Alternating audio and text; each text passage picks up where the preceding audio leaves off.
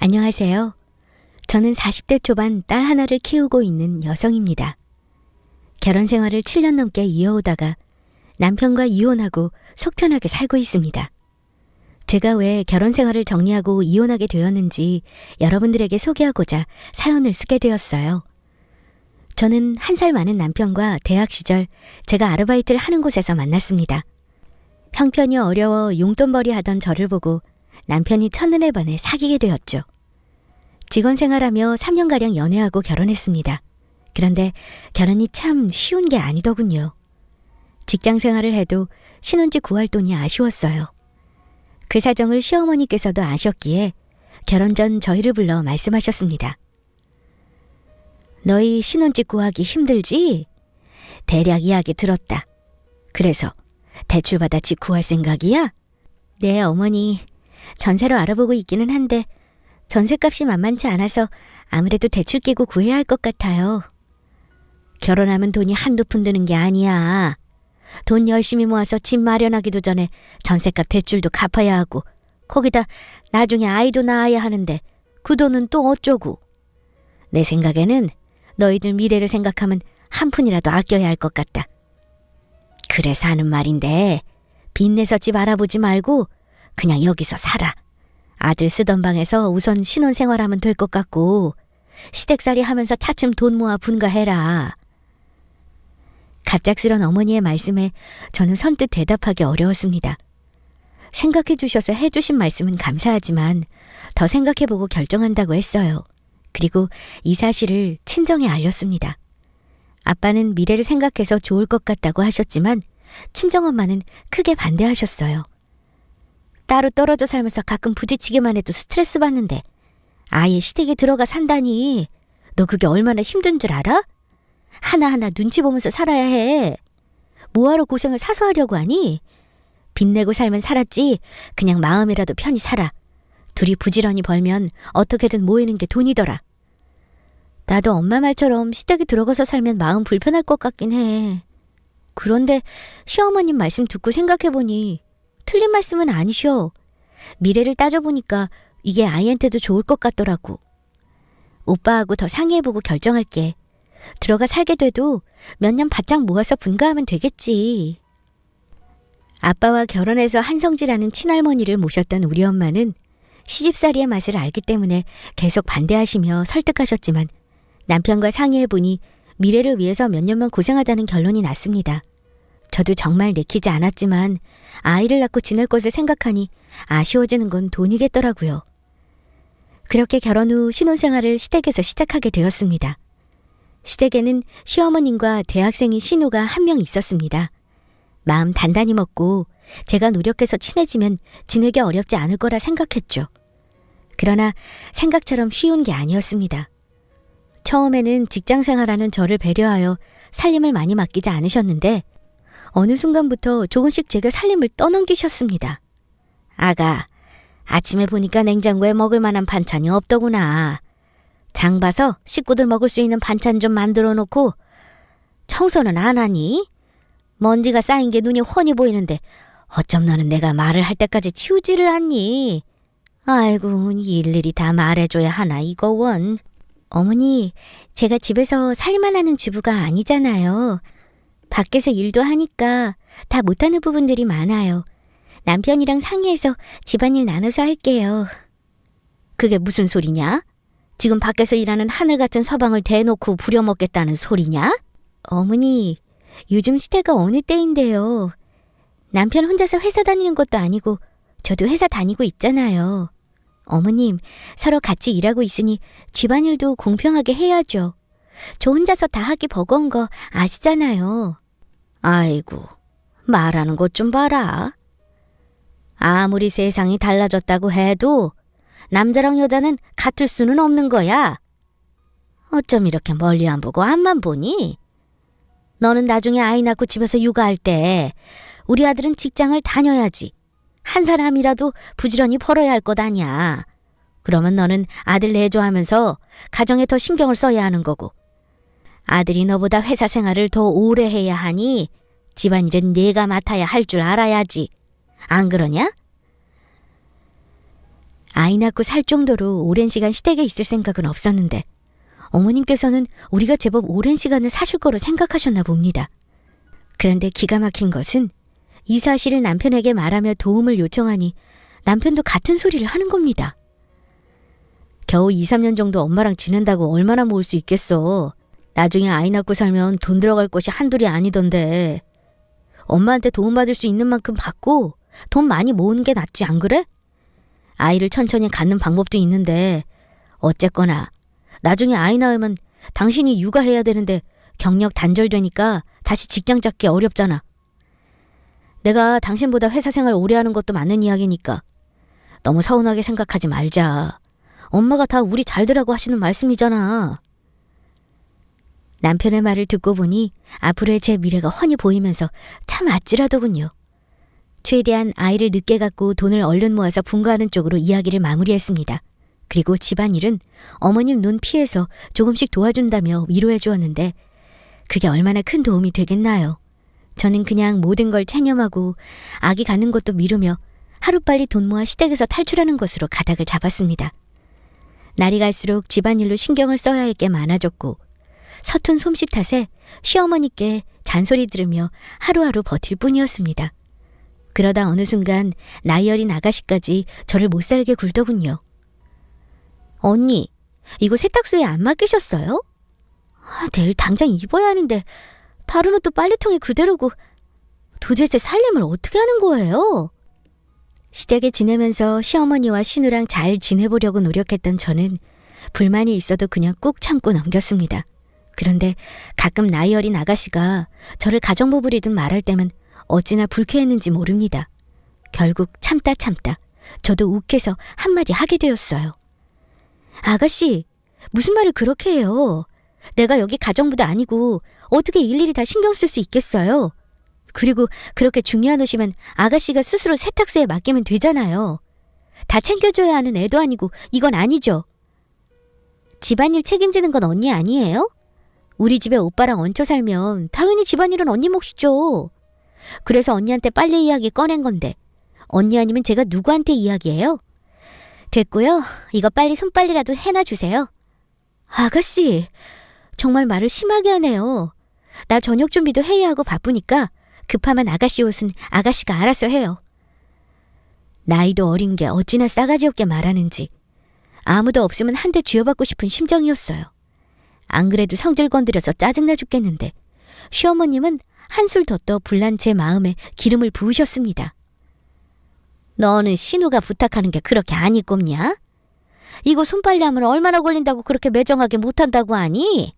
이까짓 거 금방 후딱 하면 되겠구만. 그리고 내 시누이는 지금 대학생이고 시험 기간이라 바쁘잖니? 안 그래도 잠도 못 자며 공부하느라 안쓰러워 죽겠구만. 어쩜 새언니라는 게 도와주지는 못할 망정 찬바람 쌩하게 대하니? 아휴, 됐다. 착한 며느리 얻은 줄 알고 좋아했더구만. 내가 이런 애인 줄은 몰랐다. 며느리 잘못 얻은 내 탓이지.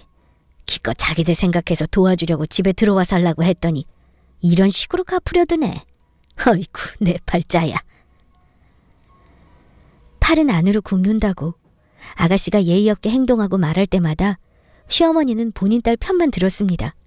우리 친정엄마도 제가 이런 대접을 받으면서 사는 거 알면 시어머니처럼 제 편 들어주실 텐데 귀하게 키운 딸이 회사 일에 집안일에 몸이 10개라도 부족한 듯 지내는 거 아시면 속상해 하실까 봐 쉬쉬하면서 버티고 버텼습니다. 그런데 이렇게 아가씨와 어머님이 한 번씩 이럴 때마다 꿋꿋하게 버텨오던 제 마음이 새까맣게 타버려 제가 되는 것 같았습니다. 정말 서럽고 눈물 나더군요. 저는 그런 순간마다 더욱 독하게 마음먹으며 하루빨리 이 집에서 나가리라 다짐했습니다. 정말 몇 년 동안 허리띠 졸라매며 열심히 청약을 보았습니다. 그렇게 4년이 넘는 시간이 흐르자 시댁 근처에 새 아파트가 지어진다는 소식이 들렸습니다. 저는 이 사실을 남편에게 말했죠. 여보, 우리 집 근처에 새 아파트 들어선대. 우리 청약 한번 신청해볼까?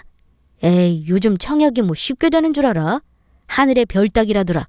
거기다 신축 아파트인데 경쟁률 장난 아닐걸? 에이, 그래도 모르니까 한번 해보자는 거지. 우리 한번 신청해보자. 혹시 알아? 그냥 한번 넣어봤는데 떡하니 될지. 물론 안 될 가능성이 더 크겠지만 그래도 믿줘야 본전인데 한번 해보자. 우리도 이제 슬슬 분가 준비할 때도 됐잖아. 아이도 가져야 하고. 그래 그럼 당신이 알아서 해봐. 오랜 시간을 시댁에서 가정부 노릇하며 지낸 저는 정말 악착같이 저축했고 이제 우리 부부는 분가해서 살아도 된다 생각이 들었습니다. 물론 대출이 조금 필요하겠지만요.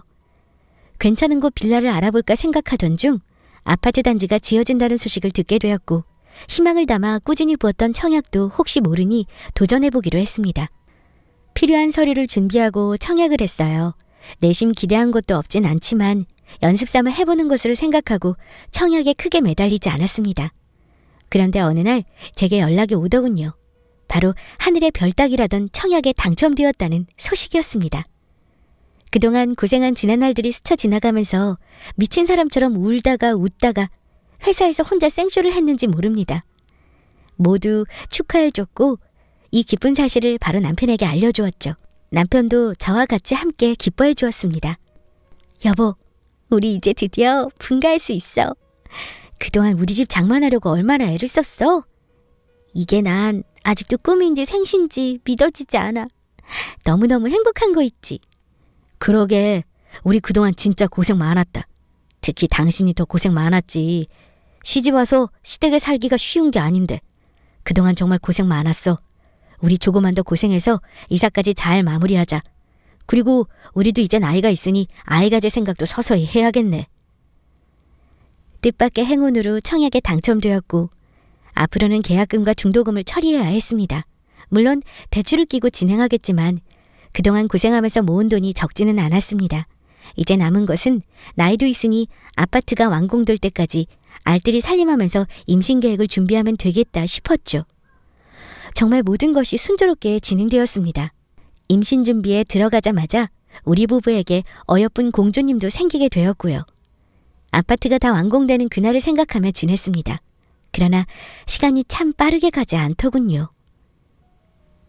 아이고, 임신했다고 유세냐? 임신은 임신이고 집안일은 집안일대로 해야지. 나 때는 말이다. 임신한 상태로 김장김치 50포기도 담그고 그랬어. 우리 때는 뭐 세탁기나 청소기 좋은 게 있었는 줄 아니? 요즘은 세상 좋아졌지. 기계가 다 알아서 하고. 너는 그저 누르면 되는데 뭐가 문제니? 이게 다 게을러서 그래. 조금만 부지런히 움직이면 다 할 수 있는 것을 너는 꼭 이렇게 내가 잔소리를 해야지만 하니? 거기다 질세라 나이 어린 얄미운 신우까지 가세했습니다. 언니, 내 친구네 새언니는 일도 잘해서 능력도 좋고 집안일도 잘 챙긴다던데 언니는 맨날 엄마 신경 쓰게 만들고 이게 뭐예요? 우리 엄마가 언니 때문에 더 늙는 것 같아요. 정말 시어머니와 신우 때문에 하루하루 스트레스 받아 화병으로 죽을 것 같았지만 곧 지어질 우리 집을 떠올리며 좋게 생각하면서 넘겼습니다. 분가할 때 조금이라도 더 보태려고 막달이 되어도 계속 일을 다니며 억척스럽게 생활했어요. 바쁘다 보니 아이를 위한 좋은 태교 한번 한 적 없네요. 남들은 예쁜 연예인 사진 벽에 붙여놓고 태교한다던데 저는 벽에 이사갈 아파트 사진을 붙여놓고 태교했네요. 그만큼 저는 하루빨리 이 지옥 같은 시댁에서 벗어나고 싶었습니다.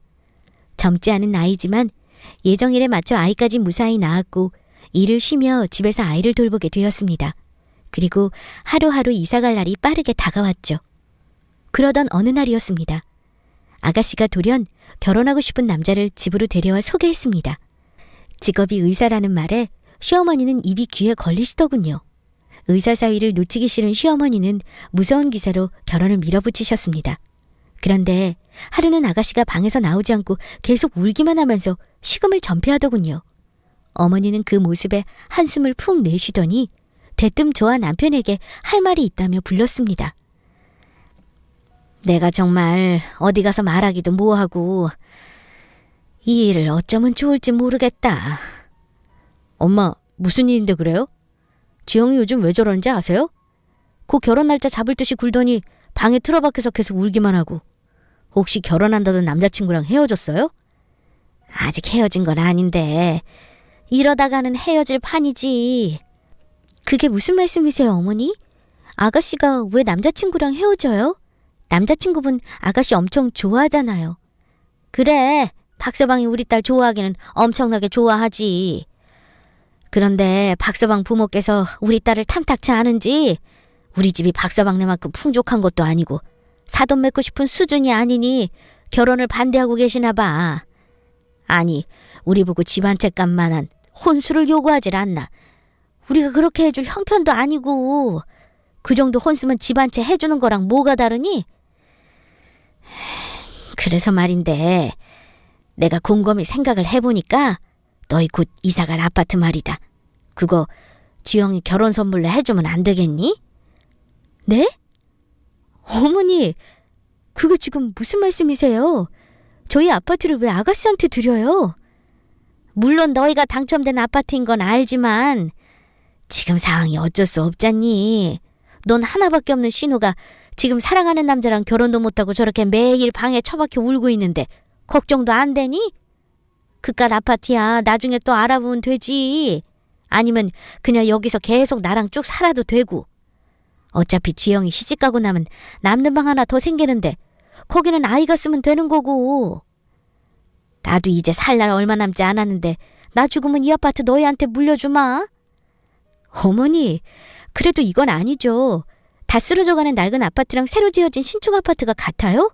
거기다 그 아파트는 앞으로 값이 더 오를 일만 남았다고요. 제가 미쳤다고 제 아파트를 아가씨한테 줘요? 절대 못 줘요. 그동안 먹고 싶은 것도 안 먹고 사고 싶은 것도 꾹 참아가면서 어떻게 장만한 집인데요. 그걸 왜 아가씨가 홀랑 가로채요? 전 싫어요. 시어머니의 말도 안 되는 소리에 저는 정말 미치고 팔짝 뛸 노릇이었습니다. 그러나 시어머니는 막무가내셨어요. 무조건 도와줘야 한다고 고집을 피우셨죠. 시어머니 본인도 사위가 의사라는 타이틀을 놓치고 싶지 않으셨던 모양입니다. 저는 그런 어머님의 말씀에 계속 반대하며 완강하게 반대했죠. 그런데 옆에 앉아서 듣고 있던 남편이 꿀먹은 벙어리가 됐는지 한마디를 안 하는 겁니다. 당신 뭐라고 말 좀 해봐. 왜 그냥 가만히 듣고만 있어? 어머님 말씀에 할 말이 없어? 넌 그만 좀 해라. 가만히 보자 하니까 왜 이렇게 인정머리가 없어? 낡은 아파트라도 뭐가 문제냐? 나중에 내가 원하는 대로 새로 싹 뜯어 고치는 거 그거 뭐냐? 그래, 리모델링인가 뭔가 하면 된다더라. 그렇게 싹 바꾸면 새로 지은 아파트랑 뭔 차이겠냐? 그리고 우리 지영이가 내가 양보해준 아파트 받고 그냥 입 싹 닫겠니? 잊지 않고 고마워서 분명히 보답할 거다. 그럼 너희도 좋고 우리 지영이도 좋고 서로 다 좋은 거 아니냐? 대체 뭐가 그렇게 문제인지 반대만 하는 거라니. 하여간 내가 너랑 한 집에서 오래 살았어도 참 정이 안 간다 했다. 이 정도로 우리랑 치주고 볶고 살았으면 너도 가족애를 갖고 양보도 하고 맞춰야지. 어쩜 그렇게 내 생각만 하니 그래. 지금 이기적으로 생각하는 사람이 누구신데요? 제가 아니라 바로 어머님이시잖아요. 저요, 그동안 어머님과 아가씨한테 가중구박 당하면서 버티고 버텨 마련한 집이에요. 그런 집을 제가 어찌 포기할 수 있겠어요? 제 피눈물로 지은 아파트인데? 당신 그만해. 아무리 고생해서 마련한 집이라고 해도 그렇지 그렇게 난리칠 상황이야? 거기다 시어머니한테 말하는 모양새가 이게 뭐야 버릇없이. 입 꾹 다물고 듣고만 있던 남편은 제게 어이없는 소리를 했습니다. 난리칠 상황이 아니라니요. 고작 한다는 말이 겨우 저 정도라니.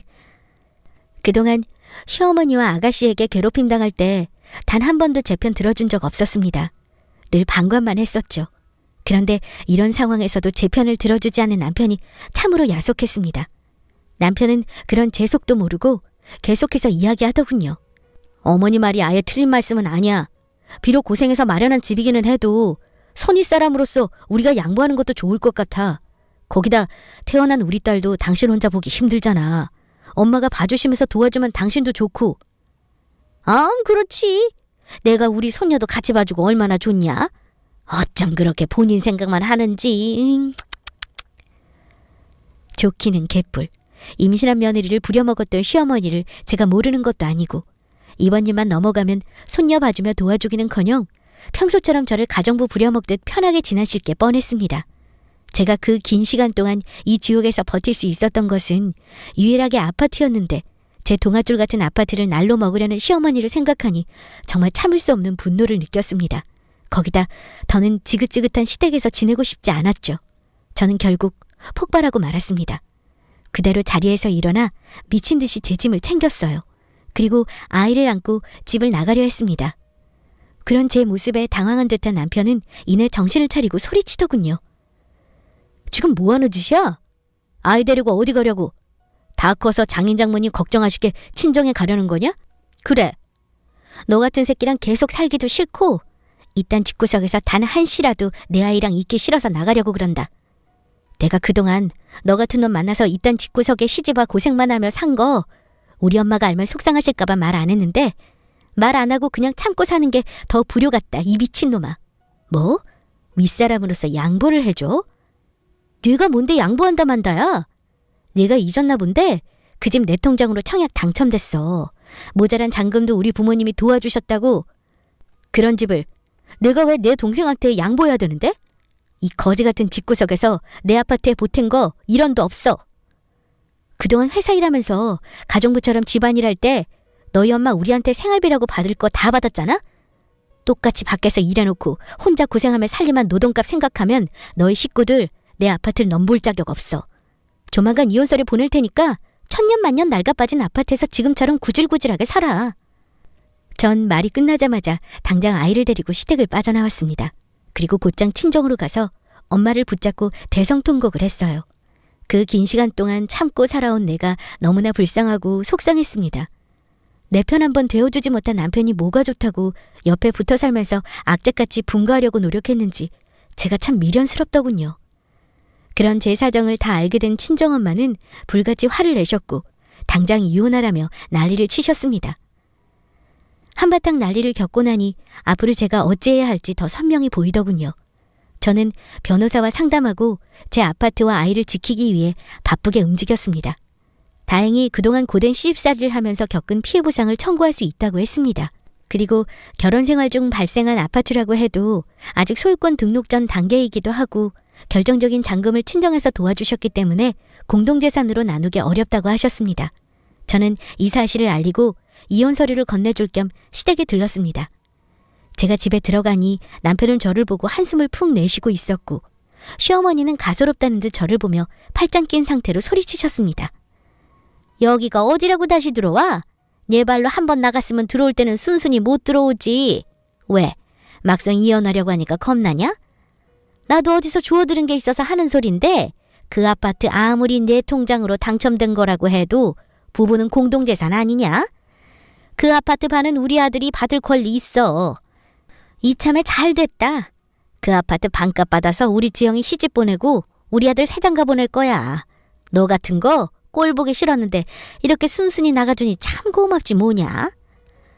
그런 소리 어디서 들으신 거예요? 주워들으실 거면 좀 제대로 주워들으셔야지. 참, 되지도 않은 소리를 주워들으셨네요. 뭐? 이게 정말 끝까지 나랑 해보자는 거야? 해보긴 뭘 해봐요. 지금부터 제가 하는 말이나 귀 열고 잘 들으세요. 방금 변호사 만나서 상담받고 오는 길이에요. 어머님이 염치없게도 넘보고 있는 그 아파트 부부 공동재산으로 들어갈 수 없다고 하더군요. 거기다 그동안 제가 이 집구석에서 받은 정신적 학대와 수많은 모욕도 다 소송 걸 수 있다고 하네요. 당신한테는 이혼장 주려고 왔고 어머니한테는 마지막 선물로 소송장 접수 소식 알려드리려고 왔어요. 그럼 저는 이만 가볼게요. 나중에 법원에서 봐요. 제 말을 듣고 이게 무슨 소리인지 상황 파악 못하고 있던 남편과 시어머니를 남겨두고 저는 뒤돌아 유유히 시댁을 빠져나왔습니다. 엘리베이터에서 내려 걸어가고 있는데 계단으로 뛰어내려왔는지 남편이 저를 붙잡더군요. 여보, 정말 나를 이혼할 작정이야?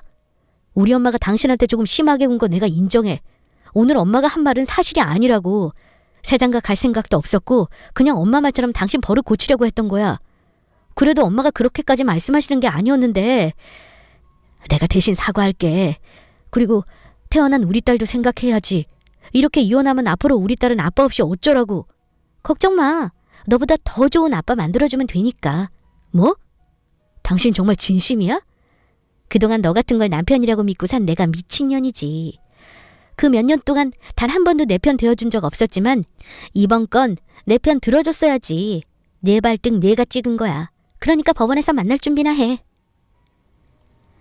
저는 남편의 손을 시원하게 뿌리치고 집으로 돌아왔습니다. 무슨 속셈인지 남편은 이혼을 거부하고 계속해서 연락하더군요. 시어머니도 딱 한 번만 봐줄 테니 고집 그만 피우고 집으로 들어오라며 계속 연락하셨고요. 저는 그 둘을 보란듯이 무시하고 이혼 소송으로 진행했습니다. 거기다 시어머니에게 피해보상 청구했고요. 그 결과 저는 당연히 제 아파트와 아이까지 지킬 수 있었습니다. 저한테 이혼당한 남편은 그 충격으로 매일 술을 마셨고 시어머니는 없는 살림에 위자료와 정신적 피해 보상금까지 주기 힘들다고 제발 한 번만 봐달라고 제게 전화로 사정을 하셨습니다. 그러나 그건 더 이상 제가 눈 감아드릴 상황이 아니죠. 법원 판결이 이렇게 났는걸요. 얄미운 시누이는 당연히 물 건너간 아파트와 혼수를 감당하지 못하고 의사 남자친구와 헤어졌다고 들었습니다. 시어머니께서 불쌍하게 보이고 싶으셨는지 본인 입으로 술술 다 말씀하시면서 다시 우리 아들을 받아주면 안 되겠냐고 쓸데없는 소리를 하셨습니다. 저는 다 무시하고 아파트 소유권 등록을 제 이름으로 하고 친정 부모님, 아이와 함께 곧 이사갈 준비를 하고 있습니다. 그토록 꿈꿔오던 저의 보금자리를 이제야 누릴 수 있게 되었어요. 앞으로 좋은 아파트에서 부모님, 딸과 행복하게 지내보렵니다. 모두 건강하시고 저의 긴 이야기 들어주셔서 감사합니다.